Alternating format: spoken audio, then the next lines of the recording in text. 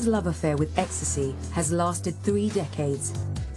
But the attitude of those taking the drug has never been more relaxed. The drug of choice for most students is MDMA rather than alcohol. What started as a club drug has broken through the darkness and into streets, pubs and homes across the UK. I don't know many people that don't go for a pint every weekend.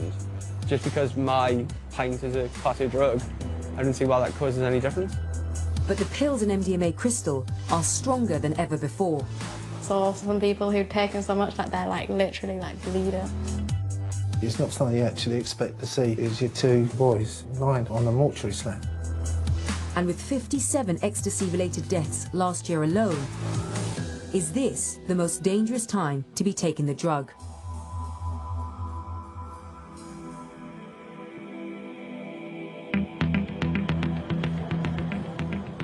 It's Halloween in Newcastle, and I'm spending the night with music student Mark.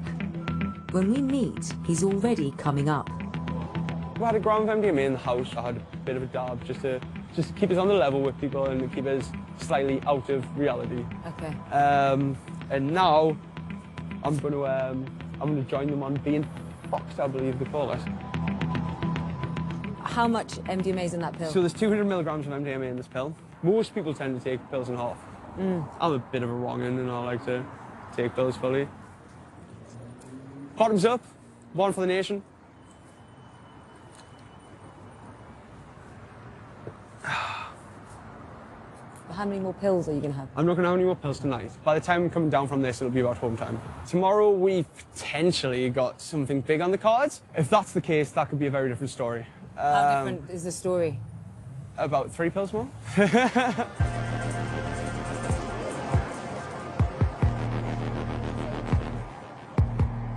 We've got really nothing to do up here. Life's grim we can, up north. Yeah, we can work, but then what we're going to spend our salary on? I mean, I don't want people to think that people who take MDMA are the stereotypical drug abusers, drug addicts. We're just out there for a connection. I'm not robbing people for crack. It's more of a release. I'm not robbing people for heroin. We're literally enjoying ourselves, and that is it. What are you doing right now? I'm fucking smashing the fuck out of it, basically, like. I'm trying to get it up into a finest powder as I can possibly have to have a dab so that it doesn't affect my stomach too much. Because I have got stomach ulcers. Because of this? Maybe. I've been, going big rocks of MDMA for a very long time, and therefore I don't mind the taste of it. What does that taste like? Oh, it tastes like arse. Although Mark and his friends didn't seem too concerned about the increasing strength of ecstasy, Newcastle is home to a group of students who are. The Students for Sensible Drugs Policy, or SSDP, are a grassroots international group of young people campaigning for an honest conversation about drugs. Hello. Hi, how are you guys? The Newcastle branch is the first one in the UK to sell drug testing kits, to try and help people better understand exactly what they're putting in their body. We're just preparing some packs with some harm reduction materials, so things just like gum will prevent issues with people's mouths, if they're using a lot of stimulants and you're gurning, just something as simple as handing out gum will prevent damage to the teeth and to the gums. It's information that just lots of young people just don't have because drug use isn't normal for them and they're doing it for the first time at university. You guys have the test kits on you? Yeah. Cool, can I have a little look? As students, we're the ones who can see this culture, see that people perhaps can be taking these things in safer ways. The university and the government aren't really taking the initiative, and so I feel like we have to take it into our own hands, really. Are you taking anything tonight? Yeah, some MD and some capsules. Have you ever tested your drugs before? No. What the test kits do is it's got this little reagent in it, and if it is MD, it'll go a certain colour, and if it isn't got adulterants in it, it'll go another colour. That's gone Purple, black, which is what it should go to, which means it is ecstasy, it's MDMA. What do you think about all this testing? I think it's good because I wouldn't want to put something in my body that I don't know what it is. It's amphetamine if it's red. Is it red?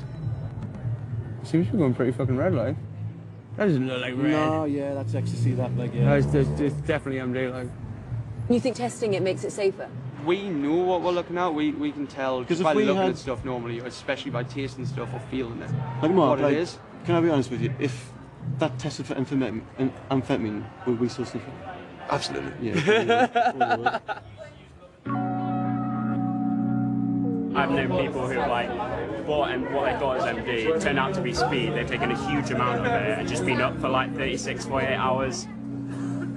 How much do people know what they're taking? A lot of the information that seems to go around is sort of like what I'd call like street knowledge or sort of urban myths. A lot of people think that, oh, they get a bag of MD and they can tell how pure it is by how brown the powder is.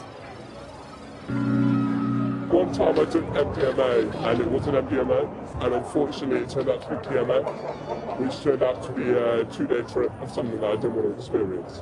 How was that? What did you feel? It's horrible. I mean, it's absolutely horrible. PMA is similar to MDMA, but can be more dangerous, and SSDP's kids would have picked it up. But surprisingly, not everyone seems keen on the idea of testing their drugs. A lot of students who will take drugs, they will never buy a drugs testing kit and sit down on a Friday night and be like, oh, is that real, Mandy? They'll trust the people they got it from because the people they got it from have like given it to other people who are their friends.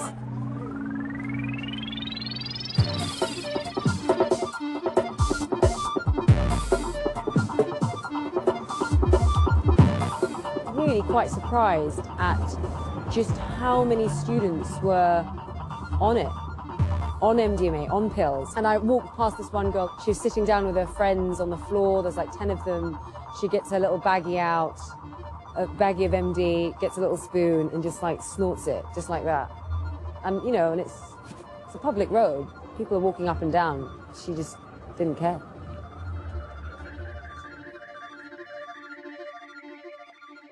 It doesn't feel like Class A drugs anymore. No, it feels normal. It feels like, yeah, it's someone part of wake up society. and take a line or two. This is what we do. This is what everyone does. What are you feeling like now? I'm starting to feel quite, you know when you have a really good dream? You know, you have a really good dream and you're aware you're in a dream the whole time, but like, everything just feels warm, everything feels bubbly, everything feels good. That's how I feel. I feel loved. I feel loved, I feel an overwhelming sense of fucking love. I feel like I just want to be everyone's best friend. What's wrong with that? Just like Mama used to make it. There's fucking coke in that. There's fucking coke in that. There's coke in that. Oh, you now, wouldn't you? Me, I'm telling you. It's a fucking rock, man. No, there's coke in your nose. It came out of a rock. That's potential. You're mad as fuck. Get off his. Oh, came on. I think for me, it's really therapeutic because I struggle with depression myself, and coming out and seeing my mates makes us, like I can't express how happy that actually makes us feel. I think for lads in general, it's pretty hard to talk about our emotions. Yeah, because there's very loud culture about everything. Yeah, isn't I mean, I think when we take MD, it sort of loosens that up, and it's a sort of chance for it to talk to each other. But it's nice though because we can have these like discussions about our feelings and that. Yeah, it does break down barriers. And that's another reason why I take it, because you know I don't think we ever talk to each other about personal stuff. We occasionally send each other songs. That's about it.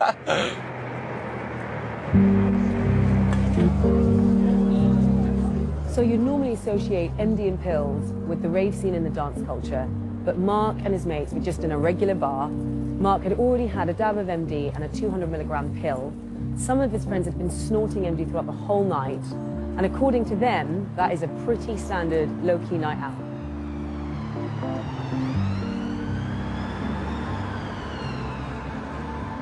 There was clearly a big demand for MDMA in Newcastle, but who are the people supplying these drugs?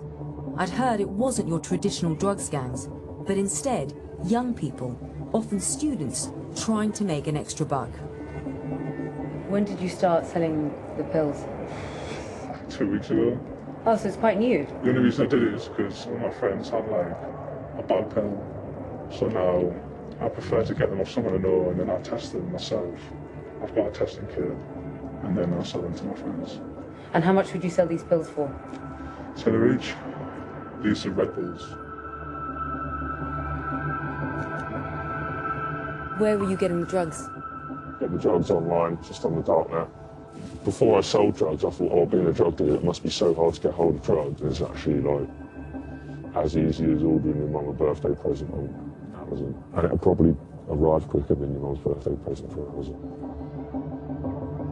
Do you ever worry that the stuff that you're selling, the MD and pills, that someone will have a bad reaction to it or overdose from it? When you're buying the pills online or the MD, you've got reviews from people who've bought it before. You know you're going to get a good product.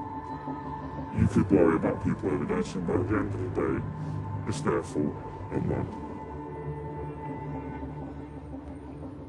Both the current and former dealer I spoke to were clearly conscious about the strength of the pills they were selling, but it seems others supplying the city may be less so. A teenager's died after falling ill at a nightclub in Newcastle. Police believe she'd taken the illegal drug MDMA, which is known as ecstasy. The girl who died at a party at this warehouse was just 18, and it's not yet clear whether she overdosed or had taken a dodgy pill. There is an inconsistent and unpredictable relationship between more MDMA use and your risk of death. There are just some people who are vulnerable and unlucky, and you couldn't predict it. Young women are 2 to 3 times more likely to end up in the emergency department than men. It's not related to how much they weigh. It doesn't seem to be related to how much they use. It doesn't even seem to be related to whether or not they're mixing with other drugs. There is something about being female that increases your risk. Following the death, one promoter here has started campaigning for drug testing outside venues, but he won't talk on camera. So this is the first public call to start pill testing. I've spoken to another promoter who says that it's a ticking time bomb and he's scared that it's going to happen again. But it seems that although these promoters are acknowledging that this is a problem, the only people that's actually doing anything about it are these students, SSDP, who are selling drug testing kits. The death has really shaken everyone. All the clubs we approached to talk about drug testing said no. One promoter even told me that just saying he thought testing was a good idea could be enough to get his events shut down.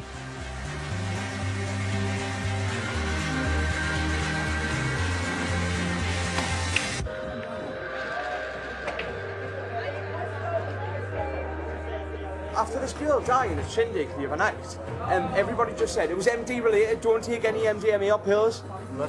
It's not going to stop anybody. She could have tested her drugs when she got to that event, and it could have saved her life. Do you ever worry that one day you'll take a bad pill and something will happen?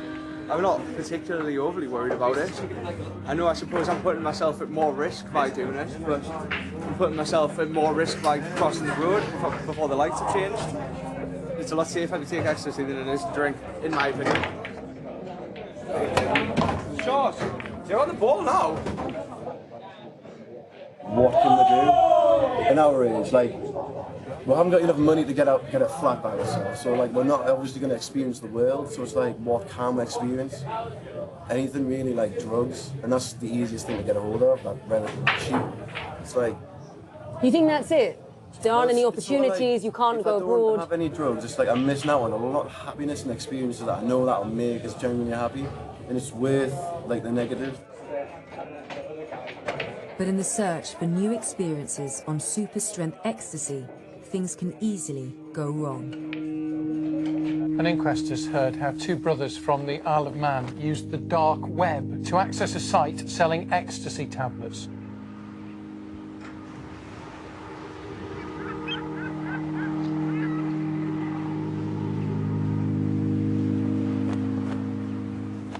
This is the boys' room. It's actually Jacques' room, but it's pretty much as it was, well, the last day that Jacques was here, which was the 23rd of October 2014. Can you tell me what happened? Well, they'd arranged to go to Manchester to watch a football match. They were going to stay overnight and then they were going to travel back on the Sunday. About 7:45, we got a knock on the door and it's 2 Manx policemen there. So he let them in. The news was that they found both of them dead in a room above a pub in Bolton. You still get the feeling that, you know, it's all unreal and that, you know, they're going to just walk in and say hello and can we, you know, put the telly on and watch a film. The results of the toxicology tests said that there was alcohol involved and an MDMA, ecstasy. And the dosage they had was something like 6.5 times a lethal dose.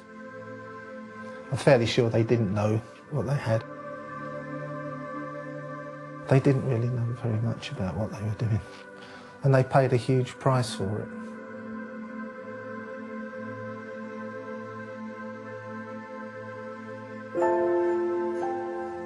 It's not something you actually expect to see. It's your two young, beautiful boys lying on a mortuary slab. I just talked to them, basically. What did you say? What have you done, I think.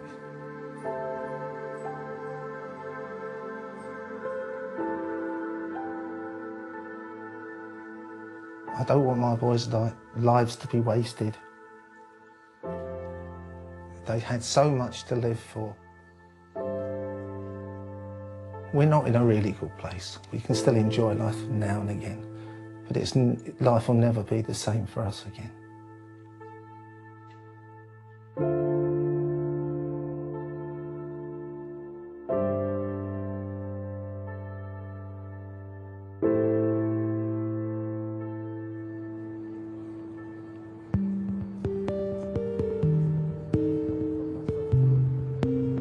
Can't feel happy when I'm not high.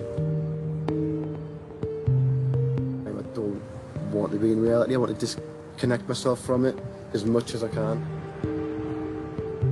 All I feel is real, like, just fucking pain. If I didn't have the experiences I had now and the friends that I've made now, I don't think I'd be here. I really don't.